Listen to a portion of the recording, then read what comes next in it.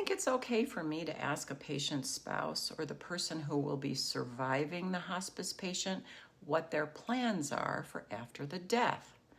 I believe this can actually help the spouse or significant other begin to process their anticipatory grief. And knowing and when and how to approach this conversation is really key. This can be a very tender subject, and I have found that it is fully appropriate to talk about this with that individual by themselves or even with the hospice patient present. I often start by saying, I wish you both had a full and open future in front of you. Would you like to share some thoughts with me about what's ahead? When asked of the patient, this can lead into their beliefs and feelings about what happens after their death. It can allow you to know whether they are fully reconciled with their life and content in the serenity of ending a life well lived. It can bring out their fears about how death will come, because most people will say they're not afraid of death, they're anxious about how it will happen and if there will be suffering. It can reveal some of the things and events and actions that they're sorry and they wish they would have made other choices. Needing to find reconciliation and forgiveness is important. And if there are relationships that need to be closed, I lead you to Dr. Ira Bach's suggestions to consider each important relationship and then encourage them to say out loud, please forgive me. I forgive you. Thank you. I love you and goodbye. What if it is the loved one who's present when you ask about their plans for the future?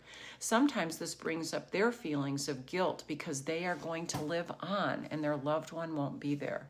It may trigger their grief at the coming loss, and release of these feelings of grief can be so very healing in the moment.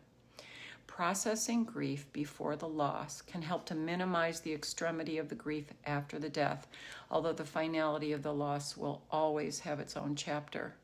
We all see that life does go on for the living, even while that patient is dying. Life doesn't come to a standstill, and it should be honored and treasured for the reassurance that life, like the spring, will be resurrected into a new form, even if the form is unknown. We encourage our patients to allow feelings to rise, be felt, and shared. We, each one of us, have precious and individual stories that want to be shared. In hospice, we give the gift of being the listener. We can ask questions that stimulate introspection, creativity, or renewal of hope, and even joy in being known. We can allow for open visualization of what may be offered in this next chapter. Dreaming is what we humans do.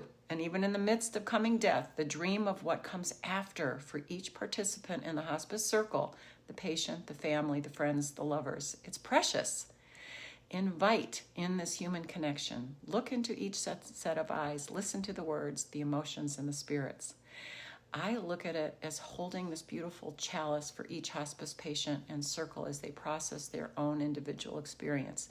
I'm responsible for safe boundaries that allow sacred connection. And when it's open, pour out the challenge back and all that energy back into the universe.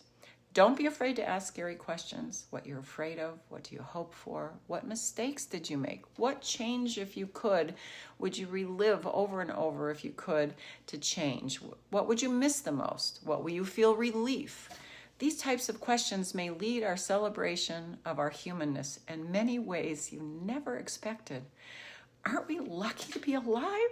Feel that, share it. Please click on our link below. Get our booklet, visit us at the Hospice Care Plan. We have so many more videos that we love to share, and we invite you to send in your questions and comments so that we can continue our communication and conversation.